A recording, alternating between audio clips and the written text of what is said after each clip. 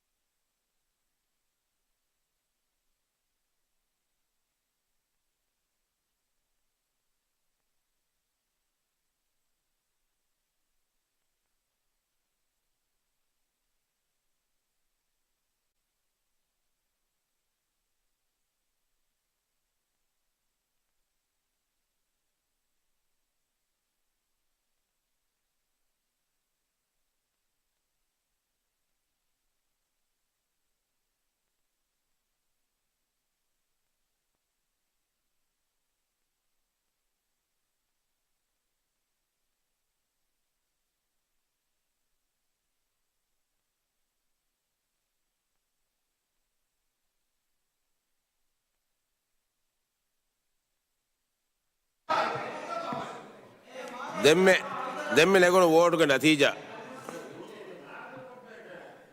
ಮಜಿದಿಯೋಗೆ ಜುಮ್ಲಾ ಮೆಂಬರು ಗಾದು ನೋದಿಯ ತಿನೈ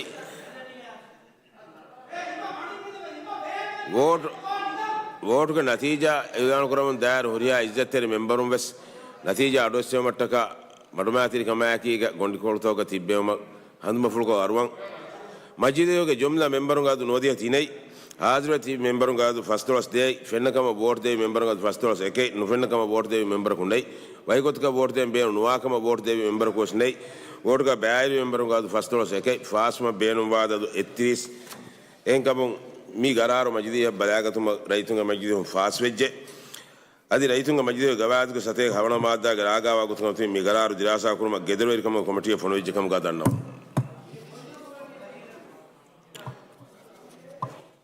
ದೆಮ್ ಮಜಿದಿಯೋಗ ಜಲ್ಸಾ ಉಂಡಾನಿ ತೇ ವಿಶ್ವದ ಇತಿಹಾಸ ಫನ್ಸುವಿಸುವ ಬದದು ಹೆಂದು ನೋಗಡ ಸುಮೇಟುಗ ವಲ್ಹಮ್ದುಲಿಲ್ಲಾಹಿ ರಬ್ಬಿಲ್ ಆಲಮೀನ್ ಮಜಿಸ್ ನಿಮುನಿ